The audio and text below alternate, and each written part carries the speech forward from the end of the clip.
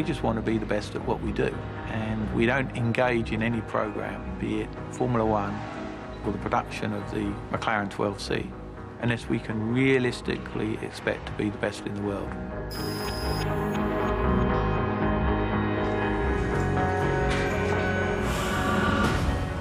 If you built a Formula One car and you wanted it to go as quick as it possibly could, with massive amounts of horsepower, these are the trick bits you'd put on a Formula One car. It's British engineering at its best. We are taking on the world's sports cars. Formula One has the most technically advanced gadgets. You know, it's like NASA of motorsport. I think NASA would compare themselves to us, to be quite honest. Temperatures coming out of the exhaust are approximately about 800 degrees. So we've seen problems with the bumpers melting before. To actually be here looking at the car like this at this stage of the program is unheard of. This is almost as if it's in the womb of the mother. Not even the doctor has seen it yet. This is a dirty job, but somebody's got to do it. Heavy most of the time, hot some of the time. It's more than just one person's dream. This holds really the future key to 800 jobs in automotive. There's a lot riding on this working.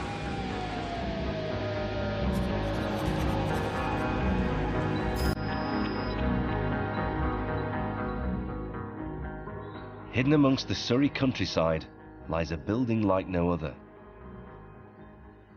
The glass and steel structure is the brainchild of both the architect and one of Britain's best automotive engineers, McLaren boss Ron Dennis.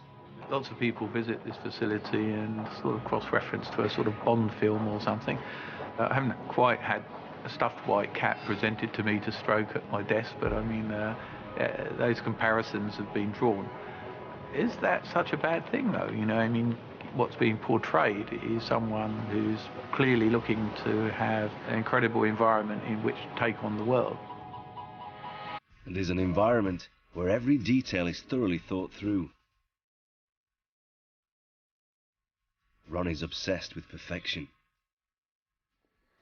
So here there's a broken tile. Most people will be annoyed and just, as I am, thinking, oh, it's a broken tile.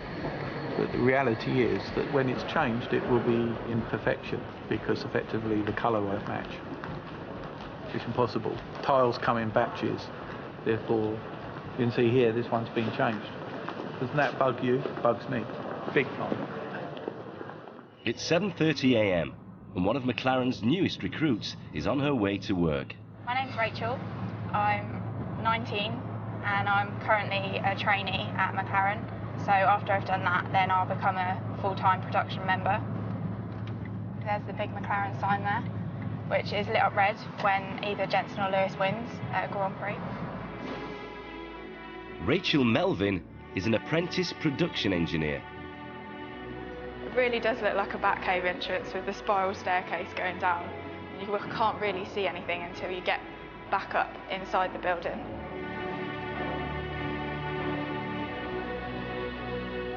This is not really a general entrance corridor like any other building would have. I thought at first it looked like Charlie and the Chocolate Factory. You know, when they've got that massive white door that just goes into nowhere. There's no question in my mind that you are being mentally decluttered, and it's a cleansing experience.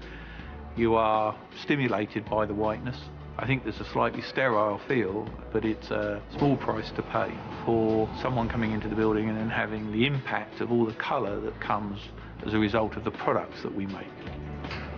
Comfy trainers off, big clumpy work boots on. Not really a girly type shoe, but have to put up with it. It really is a maze, it's unbelievable. Unless you know where you're going, you'll definitely get lost. If you look at these two sides, you can see that side is exactly the same as that side. It's very easy to look at things in this building and suddenly question what anal mind is behind it and what is the thinking behind it. Of course, it's very apparent that it's very clean. It's less apparent that it is odourless.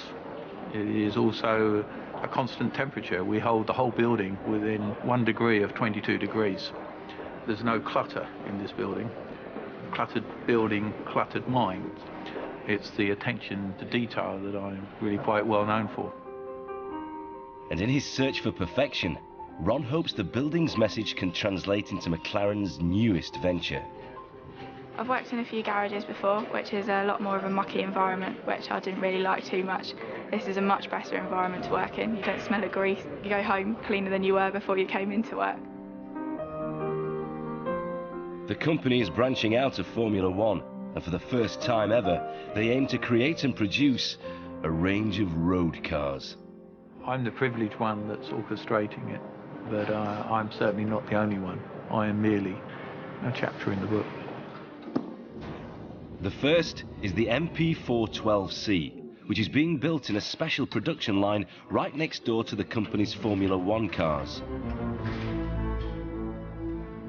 This is the production hall, where the whole car's built from start to finish. This car doesn't really look like a car at the moment. As you can see, great big hole there, where the engine will go when it's fitted. Gearbox is also attached to the engine. There is some interior, such as the dash and some of the carpet inside. You've got a lot of the wiring going on here, which obviously has to go in first. We're moving down to this car. You've now got some brake discs and calipers on it. These are the carbon ceramic brake discs. The car's now looking more like a car. And it opens this way. Move around to the front, you can also see that the bonnet's on and the front side panels are also on.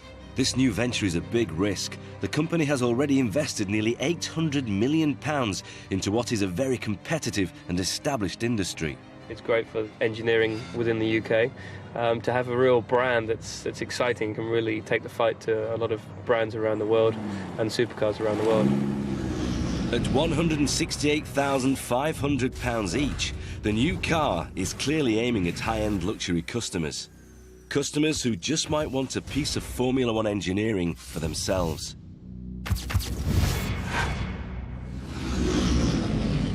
But it's a big gamble for the company. I think this represents the best of world engineering because there's definitely nowhere else in the world they're going to be able to match what our team's able to do.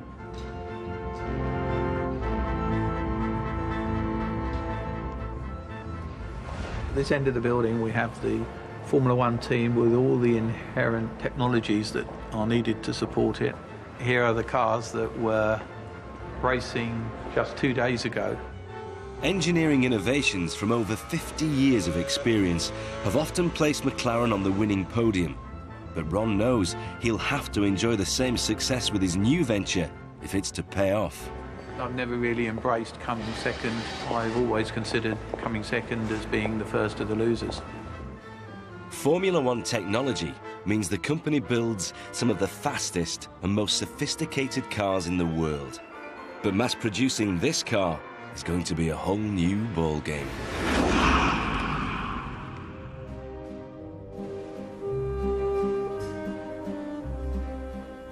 The car started life in the hands of this man and his team, Chief Designer Frank Stephenson. We're the guys that sit on the airplane. We don't watch the movies, we sketch. Or, we're sitting at a table in a restaurant, we're sketching on the napkin, we're sketching our hands. Designers, I think that's just a normal thing, it's just to sketch, sketch, sketch. Car designers like Frank use all sorts of inspiration. I personally keep some of my favorite animals in the studio. Sharks, there's a horse. Love that. I love shapes.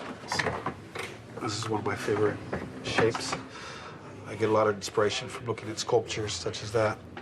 I'm never bored. Just walking down the street, you can find so many things, not just the shops. You can find, things on the sidewalk, the type of tiles, the paintings on the signs.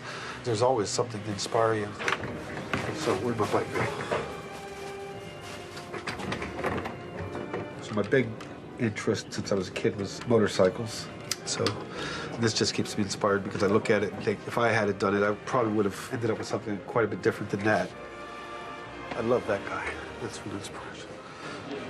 You think we're kids because we're allowed to have these toys in front of us. Well, that's the nature of any designer. You'll find that they have a toy shop around them. The Fokker DR1, this is my favorite plane.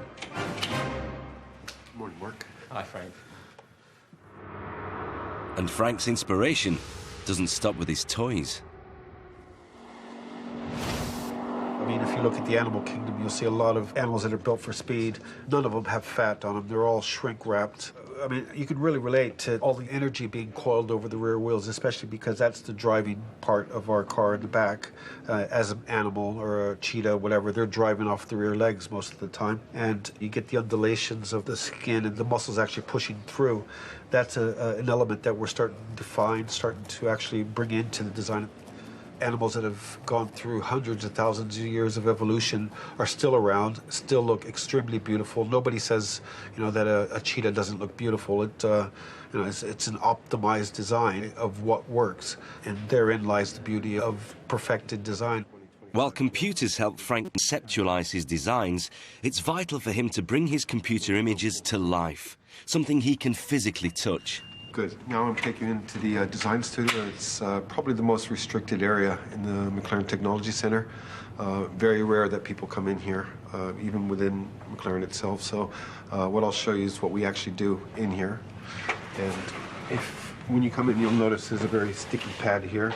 That collects anything that's on your feet. So we have a very, very clean area here to work in. What you're going to see is the clay model. And contrary to popular belief, it's actually done by people who build it by hand. So mostly they're like trained sculptors who are very, very efficient at creating a physical object from a sketch. And they're masters at what they do.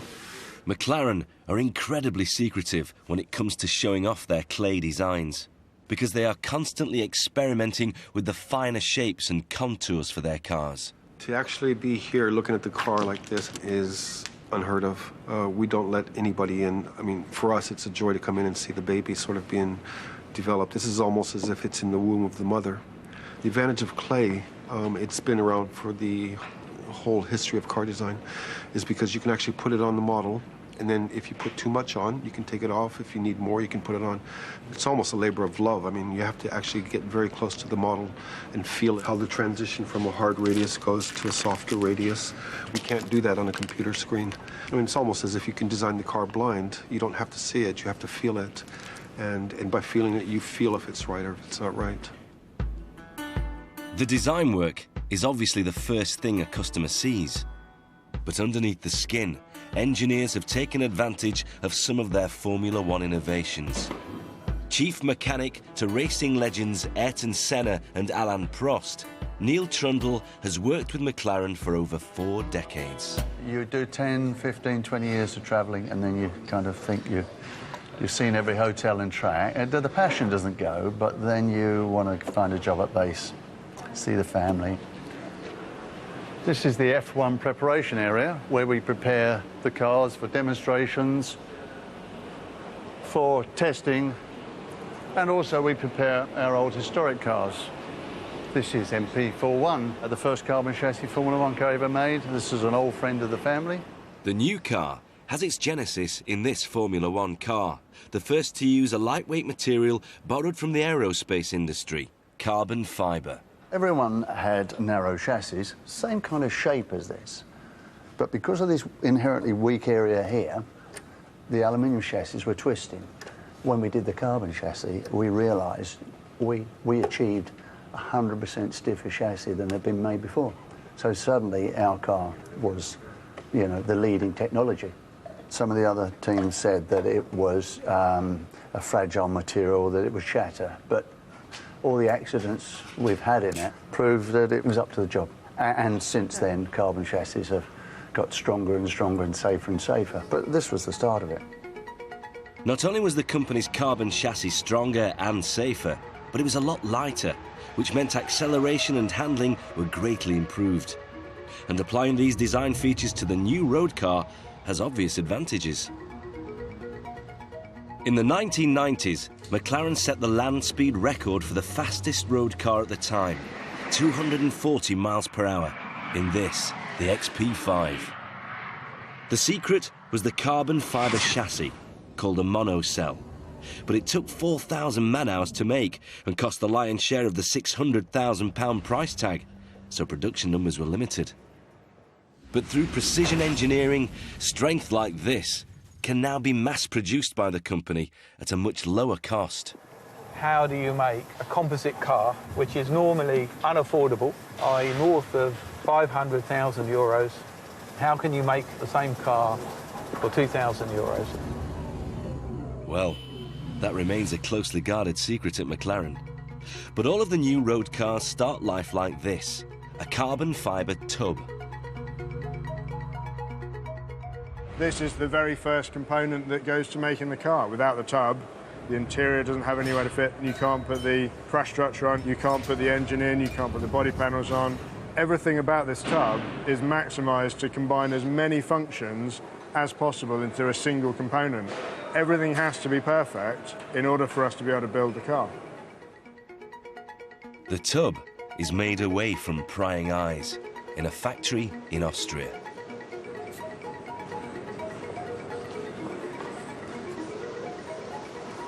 Now what I have here is a biax material, which means that on one side you have fibres running that way, and on the other side you have fibres running that way. And that's held together by the stitching that you can see here. Now, by layering this up in different ways, by using the triax material and the biax material, we can orientate the strength in the direction that we want it without adding additional weight. Pieces of carbon fibre are layered until they form the correct shape. This is the part of the process that I'm really excited about. It's where we actually combine the carbon fibre preforms with the resin that will hold the whole lot together and form the carbon monocell. So we have three different areas of this system. We have the preform loading section, which is what you can see behind me. We have the transfer system, which will then take the tool from this area into the press. We then have the resin injection system, and that is where all of the clever bits are done. This machine is where a secret process injects a resin into the mould under intense pressure. Unfortunately, I can't go into too many details because it is top secret. It's the sensitive area of the tub where we really don't want everyone to understand exactly how we make what is effectively the recipe for the tub. This secret system is completely unique to McLaren and means a new tub can now be produced about every 4 hours. With this process, we've reduced the number of man-hours it takes to build the chassis from 4,000 on the F1 road car down to 4 hours on the MP412C. It makes me really proud. Once the engineers have the monocell back in the UK, the rest of the car can start to be built. The first stage of the assembly takes place at Unit 22, 2 miles from the main building. Welcome to body assembly. So this is the start of the MP412C. This is where we get the first components, the start of the production line for us. So within this unit, we're completing that monocell prior to it going to paint. The first things added to the tub are the crash structures, which help absorb energy in the event of an impact.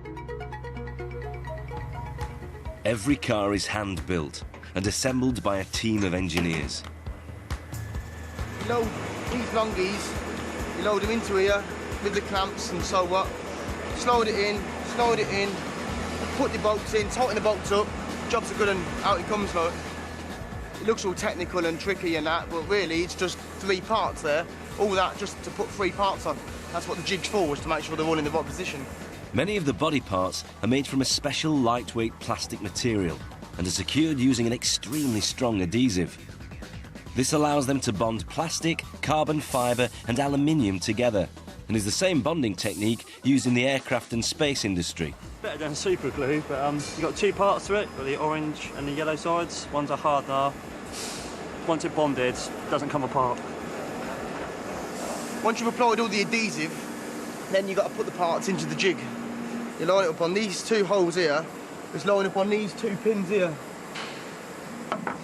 And then you put that in, pull the clamp round, and locks it into place.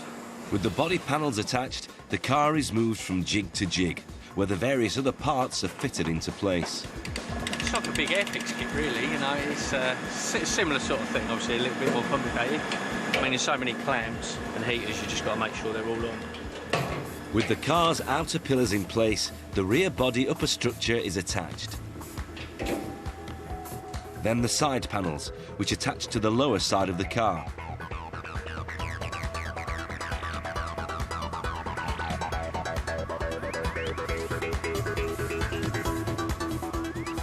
And with the rear panels fitted, the roof tops the list, and the body is complete.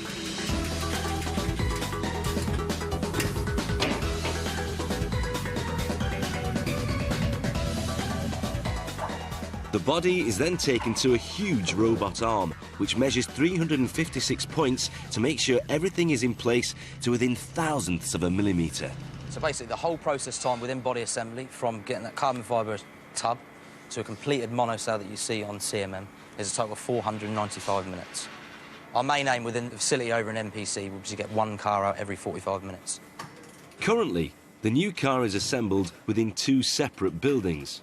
But to streamline the process, a new facility is being built to house everything under one roof. And if the company is to make this a viable project, they need to ramp up production from 10 to over 80 cars a week. One of the biggest challenges when you're focused on trying to build a supercar is, without question, paint quality. Painting cars is often an automated process, but here, even this is done by hand. It's going to take over 12 hours from the body first entering the paint shop until it leaves. And in this facility, attention to detail is everything. Yeah, we keep doing it till it's perfect, until every surface on this car is flat. Until all the imperfections are sorted, we won't let it go through. It can be tough, but yeah, we don't stop till we get it right. You're just fighting against dust, dirt, sweat, water. That's why we wear gloves, you know, sweat, everything that can contaminate paint, no matter how small it is, will contaminate it. We all take a lot of pride in making sure it is perfect and some, you know. After a day's work, you can't wait to jump in the shower or bath, definitely. Plenty of deodorant, but the correct stuff, because some deodorants can contaminate the paintwork, so... Some hair gels do affect the paint as well, but with some people, I don't have to worry about No, I don't have to worry about that, no. Thank you, John.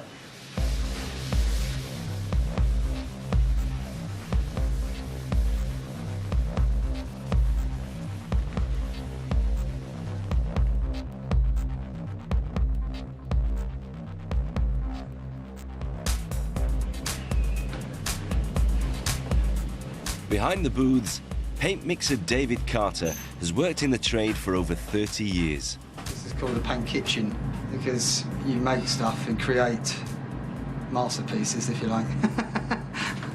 Different tinters and ceramics, metallics, straight colours, reds, greens, to make all colours of the rainbow and sun. So I would imagine with these tinters we can reproduce any colour that you could ever imagine. Today, Dave is hand mixing Volcano Orange. Gently stir it in, try not to splash any out or onto the side. And obviously with the special colours, the extra sparkle as well. Sometimes it may just sit on the bottom there, and using a clear cup you can see those last bits in there. You don't want to get to a point where you pour it out and half the ingredients are still stuck to the side of the bottom. But before the paint goes on, there's one last job to do.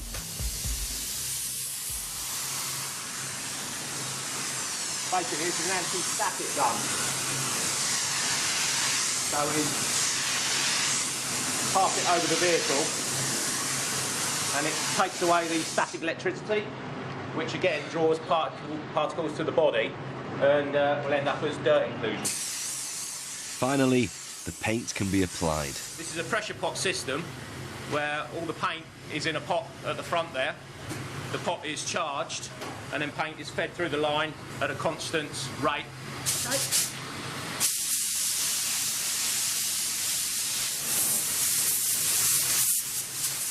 The cars come in a variety of colours, but whatever the customer chooses, they still have to pass an eagle eye.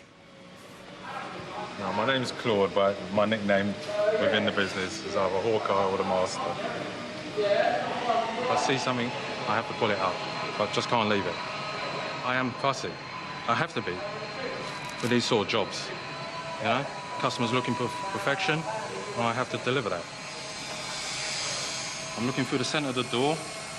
I'm looking basically for flat marks, which will be where I've actually DA'd the panel. I'm just going to look through there to see if the actual panel is uniform all the way through.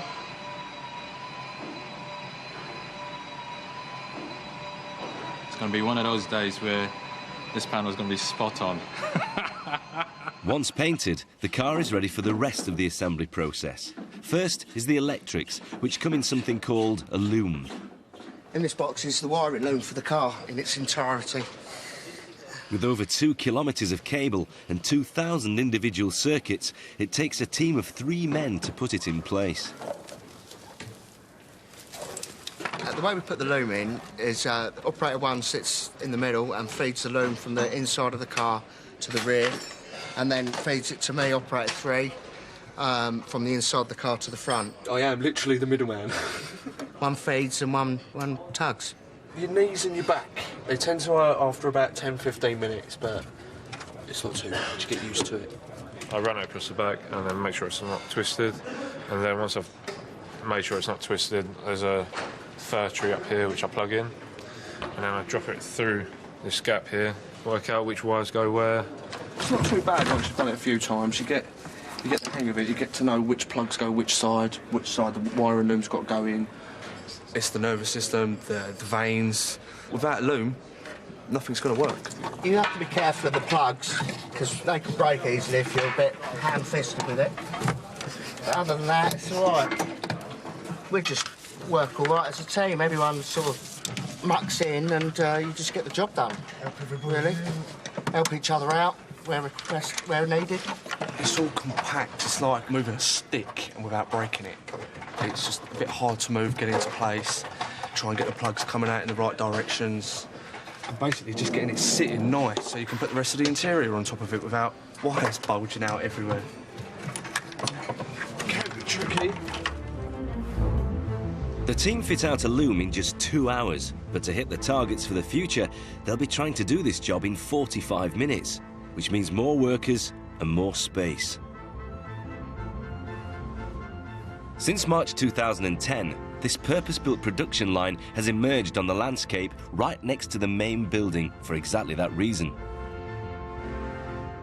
Operations Director Alan Foster is in charge of the build.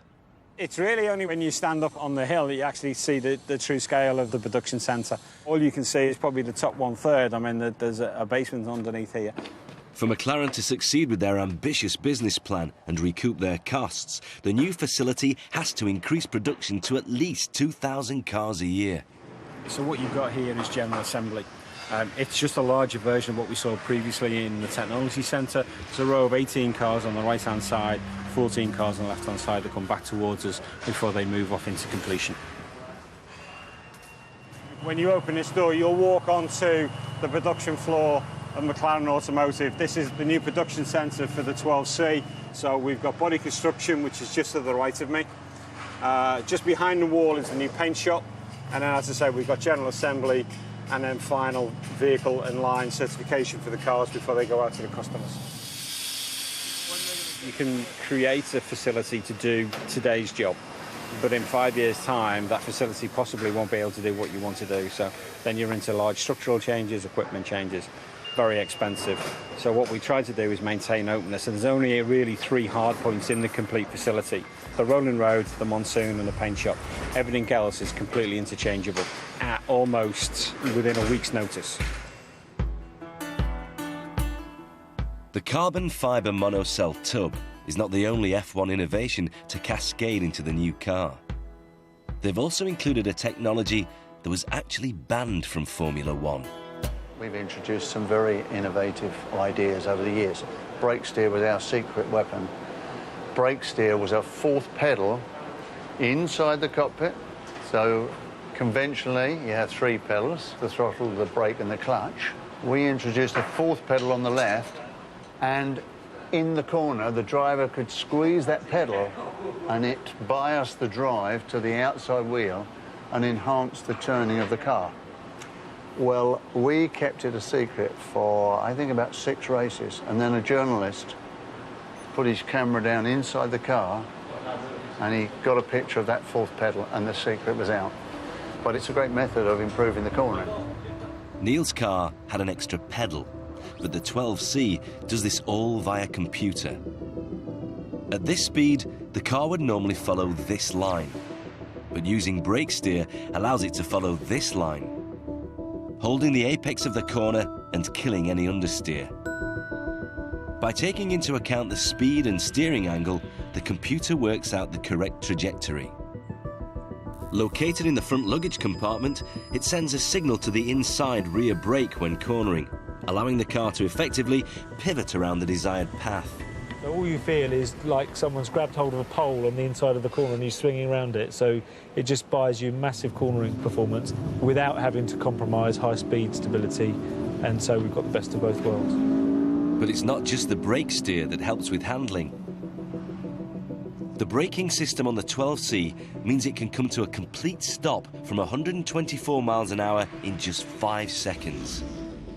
Making sure the car will stop quickly and safely is a big responsibility, and today it falls to trainee Rachel, who's about to fit the brakes.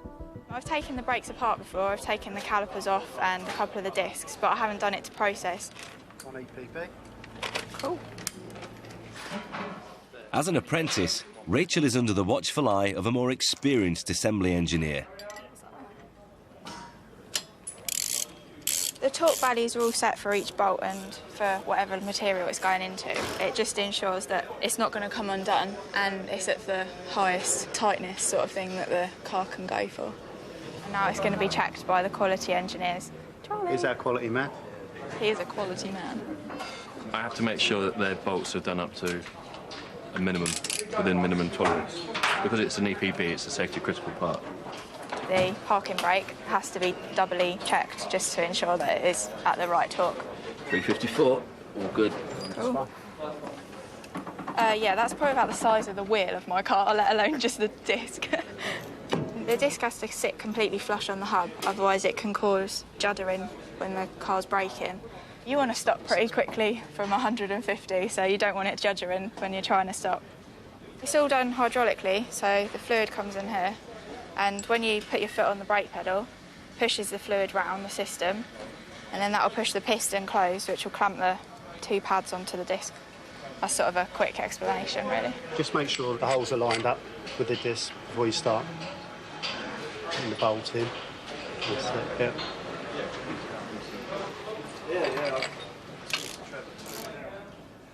I found that having small hands is quite an advantage, as a lot of the guys are ended up coming around here and going, oh, can you just get that for me, or can you just plug that in, or can't reach it. So it's quite good in that respect. Yeah, I worked my way up through apprenticeship, and it's nice to see young people like Rachel coming through and really doing good stuff, you know, and it'd be nice to see them work their way up as well. Doing the brakes on the car is quite tricky. You've got to make sure everything's aligned and sitting right on the car, and she does it perfectly, really. Hopefully when I've worked out how to do it today, I'll be a lot more confident in changing any of the brakes, and it'll be a lot easier when a job comes in. Hopefully get it done a lot quicker. That's job done for the brakes. While McLaren have been adapting their F1 technology for many things, it's different for the engine. The car's 3.8-litre twin-turbo V8 is the first engine the company has ever designed themselves. A V8 is basically 2 4-stroke engines bolted together with a single crank. A 4-stroke engine works by allowing air and fuel to mix in the cylinder. At the first stroke, a vacuum is created. At the second stroke, all valves close, allowing the pistons to compress the air and fuel mixture, ready for detonation by the spark plug. The explosion forces the piston down, transferring its energy to the crankshaft, which in turn powers the flywheel, the gears, and the wheels. The last upward movement of the piston forces open the exhaust valve, releasing used gases. The pistons are just one of the 1,100 handmade parts in the engine, and they're made at a specialist factory in Basingstoke. It's the job of Sean Ward to turn these blocks of aluminium called billets into pistons.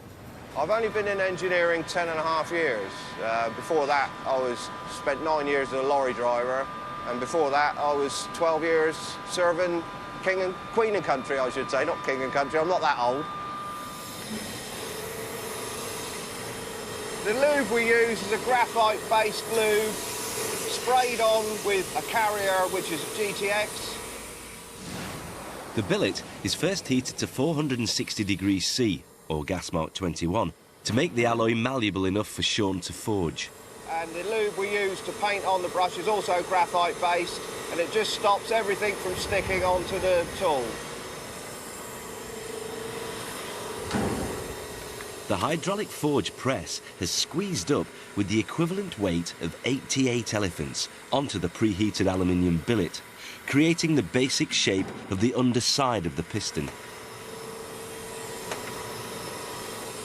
Quick visual check, yep, everything's okay. It's like baking a cake, this job. You've got to get the temperatures right, you've got to get the ingredients right, otherwise you don't get no cake. In here, we have enough pistons for 29 engines with a few left over. So this week, I've produced enough pistons for 60 cars. I don't normally look at it in that perspective, so I'm quite chuffed with that. But when production ramps up in the new building, Sean will need to build nearly double the amount of pistons. Basically, this is the what we call the 600 oven. It's the main heat treat quench oven. When I can get it through the gate. It's a bit of a tight squeeze and they're quite heavy.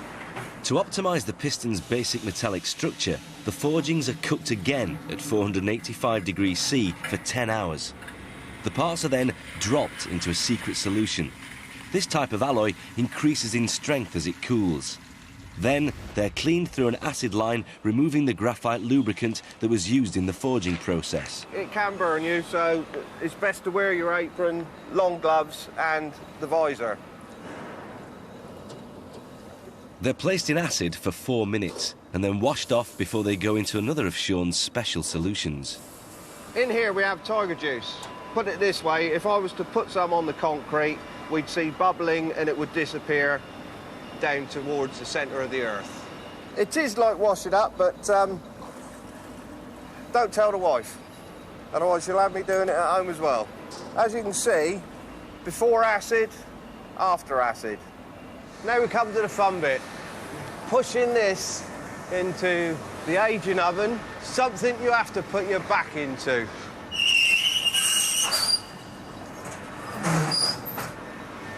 Close the door. Check the temperature. 185, job done. At full speed, each piston travels up and down 140 times a second, so precision engineering is essential. The piston goes through a process of further aging, milling and machining before being put together.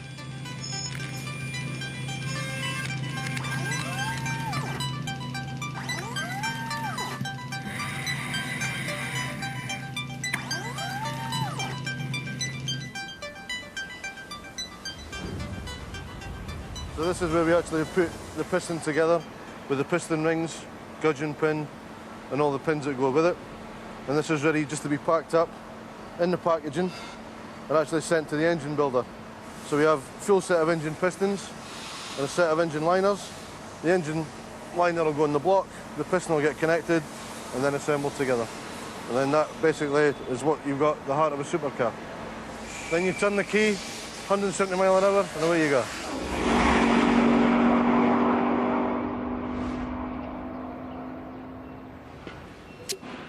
Just up the road at a specialist engine manufacturer, the rest of the parts are assembled, with the pistons taking their place in the engine head.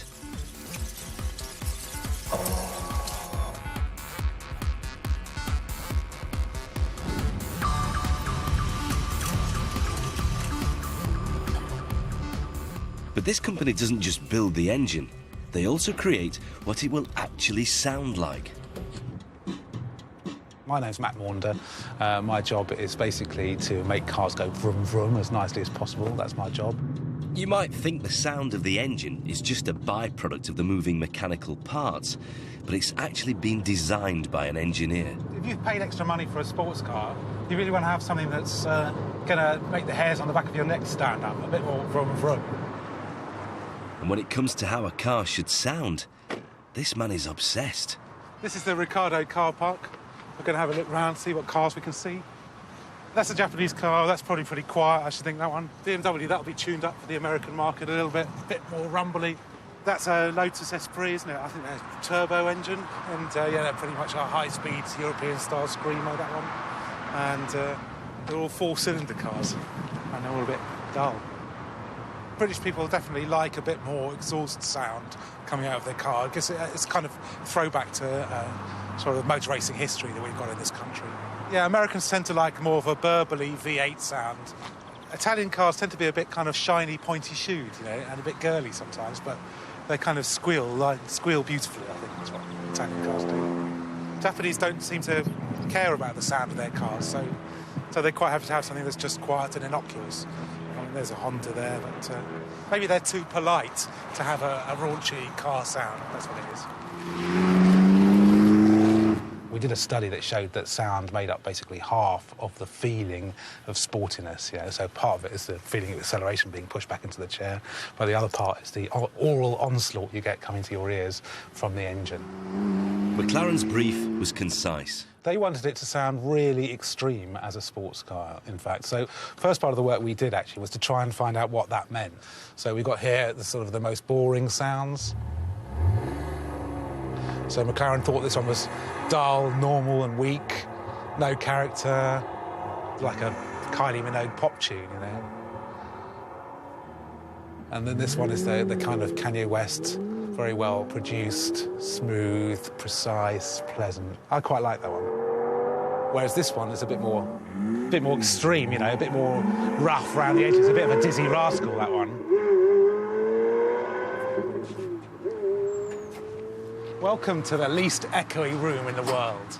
Basically, these wedges are made out of absorbent foam, and they actually absorb the sound. But because of the shape of the wedges, as the sound comes in, it bounces further into the cracks.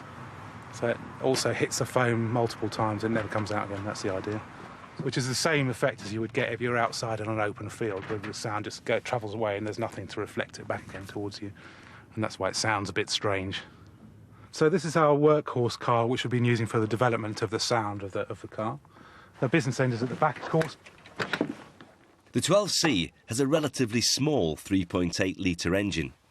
To get the power associated with a supercar, engineers have bolted on twin turbochargers, which force more air into the cylinders, creating an even higher combustion level. The turbocharger actually cuts down a lot of the sound that comes out of the exhaust pipes, which isn't really good for a sports car. We want to have as much noise as we can coming out of there and tune to a nice sound as well. So one of the key things we've had to do on this car is to tune the exhaust system to match up with the turbochargers so that we can get the right kind of sound out of the back of the car. The engine is like the breathing, spitting heart of the car, and then it's got two saxophones on the back of it. And by tuning the exhaust system to get the right kind of mixing between the different cylinders, that gives us the Metallica sound that we were looking for earlier on.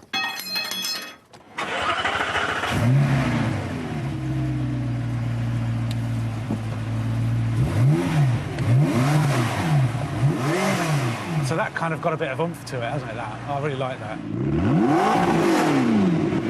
I can really say, like, I did that. I made that car sound like this. And that just makes me feel quite proud.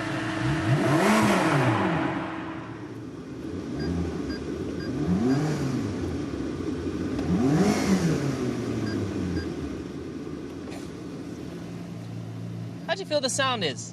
I like it. Yeah? It's sports mode. Really? I can't hear it. You put it in track, it's good. Oh, he's going. See ya. Give it some so I can hear what it sounds like from here. Like, just here.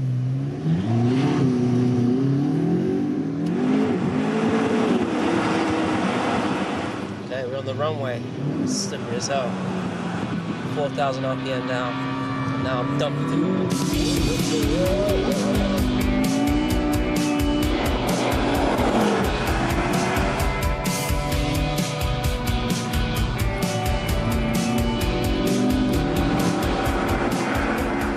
Professional racing drivers might have pushed the new car to its limit, but most customers won't be driving it on a racetrack. It's a road car, so how it handles on different surfaces all around the world is a top priority. We use these secret proving grounds for two reasons. One is confidentiality, so that we can develop our product to a level where we're happy to sell it. So, if we're going to make any mistakes, we want to make them in relative secrecy. The second reason that we come to proving grounds is that you can pretty much do, within reason, what you want with the car in terms of speeds and how fast you go around corners, and obviously you can't do that on the public road. This kind of testing allows them to find and fix faults before customers do, and they use specially built roads to do it. So this surface is a specifically designed, badly maintained road. It will expose any squeaks and rattles. We're now going on to the Belgian pavé surfaces. So these generally give shorter wavelength inputs into the car and expose any kind of secondary ride issues that it might have, or if anything is going to drop off the car, it would be here. It does rattle you around a little bit driving over these things. These are the washboard surfaces, which are quite harsh and not dissimilar to sort of cat's eyes on a motorway, but more severe.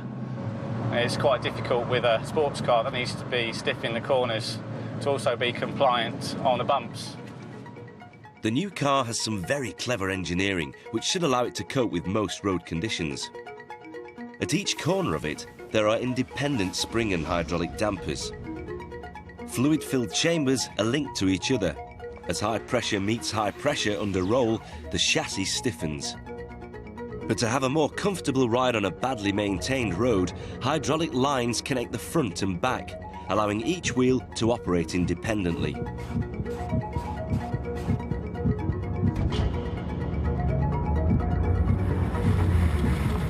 The car has got a number of discrete suspension settings which allow it to become moderately firm on rough surfaces, but at the flick of a switch you can turn it into something that's also very responsive on racetrack kind of environments. So Jack and Hyde, I think, is probably the best description you can give.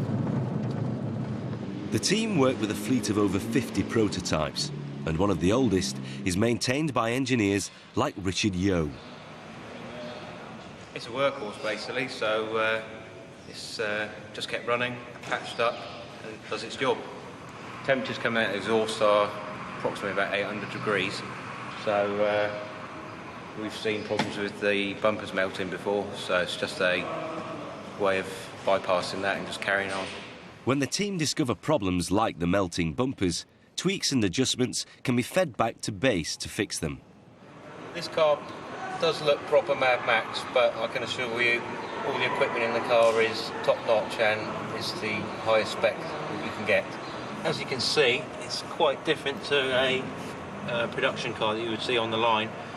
We run quite a lot of data logging, 2 screens here so the driver can see everything that's going on with the engine, and also all these switches here are bespoke to nearly all the test cars. So you have here fire extinguisher armed, engine kill, battery kill, and this will be for just recording their laps during the durability cycle. And on the rear shelf is where the data logging computer normally sits. Having worked on this project for nearly 5 years, Richard has become rather attached to this prototype. Yes, my baby. I've worked with it for a long time now. What will happen to it eventually? It's going to get crushed. Yeah, it will die eventually, this car. Although it keeps refusing to. The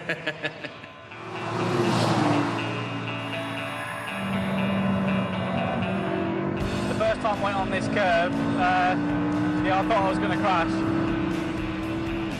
To expose any weakness from high mileage wear and tear, the team put the car through the kind of stresses it would accumulate over several years. We're just doing a couple of maintenance checks before we hand it over to the nighttime driver. Yeah, we do sometimes work 24 hours if the job needs to be done. We can't be holding up production, so sometimes it's imperative that we keep going. Hopefully I'll get home before my girlfriend goes to sleep.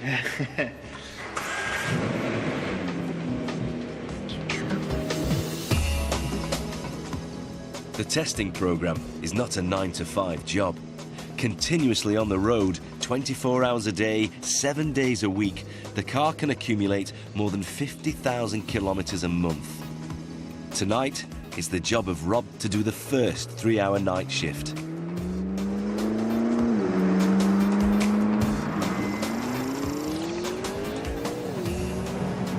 If we ran just during the day, we'd get half the amount done, and in such a short period of time, we managed to gain a lot of information. I suppose a lot of us are just a bit frustrated Formula 1 drivers. Didn't get that opportunity, so we'll keep on pushing and pretending. Tests like this are the only way McLaren can know how the car will last during its lifetime.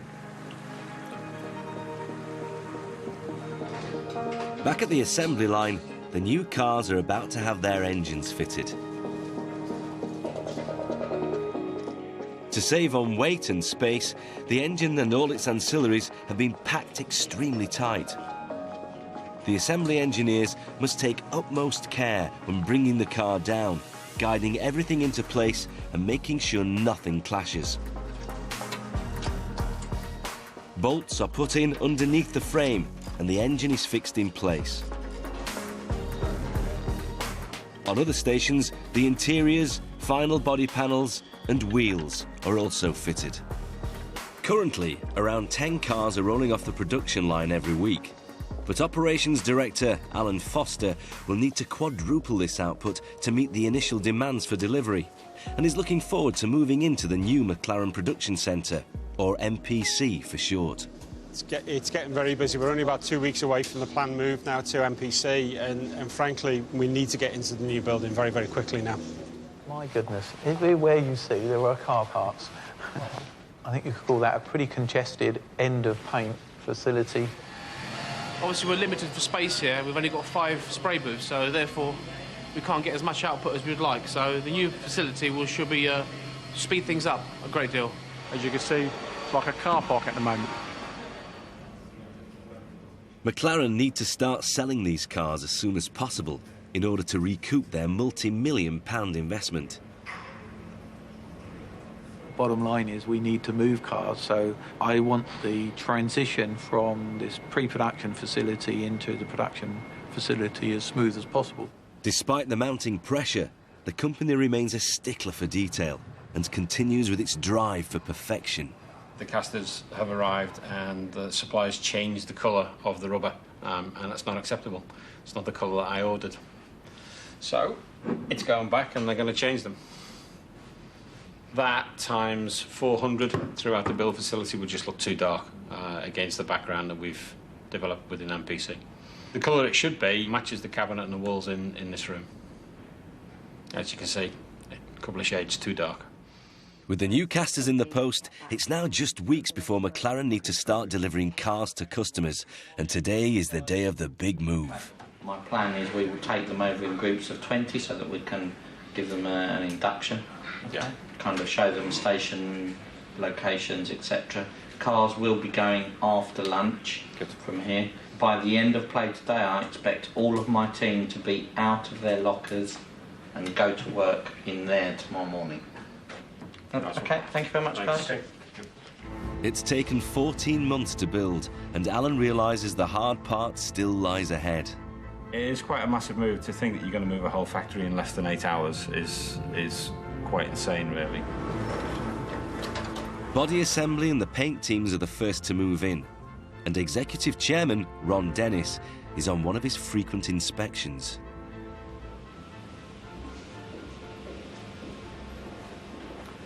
What we have here is our assembly hall for the 12-seat, rapidly nearing completion. The side of the factory is dedicated to the assembly of the monocell and crash structures, and then into the paint facilities. In the old building, 5 booths painting body parts meant around 3 cars a day could be finished. But in the new facility, this can be increased tenfold. The whole objective of having the level of detail that we strive for is to get the perfection in the finished product. It's sort of like a second home to me. You know, I have a sense of order, an attention to detail, a desire to do things really well. And time will tell whether the approach that we've taken to producing this very unique car has worked or not. If all goes according to plan, then this new facility will enable the company to add 300 new jobs to its workforce and produce 80 cars a week to help them meet the orders they already have. and the targets for future sales.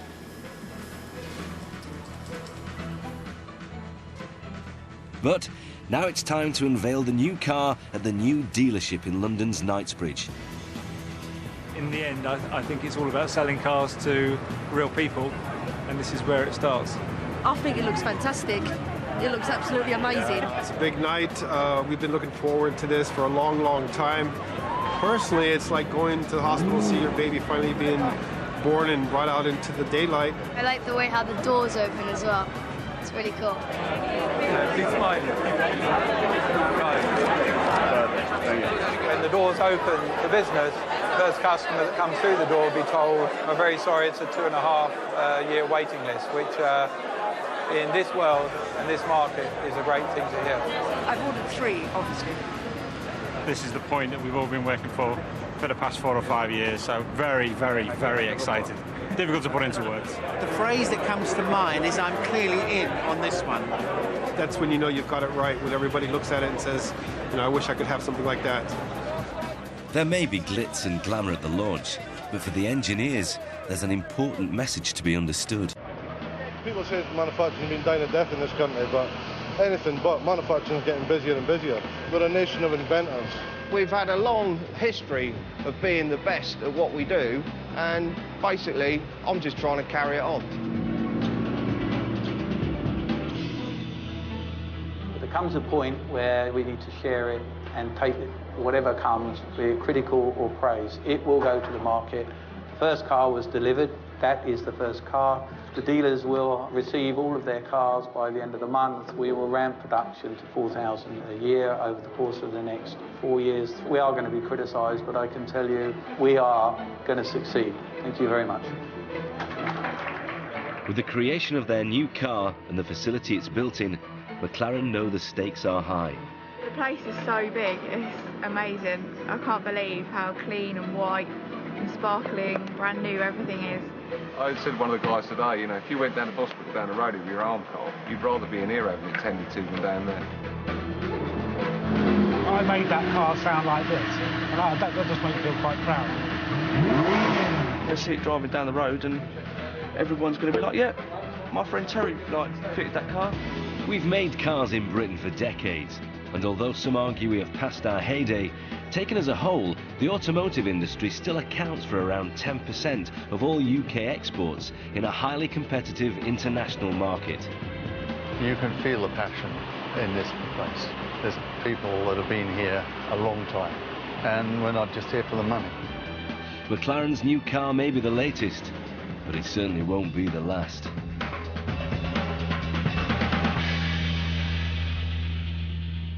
In the next programme, we meet the engineers in one of Britain's most high-tech industries and discover how to build a satellite.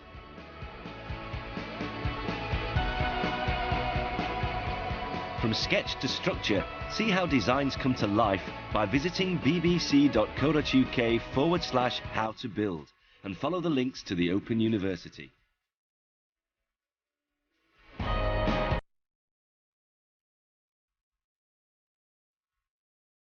Next this evening, stay with us for a question of survival and medicine on the front line with Michael Mosley.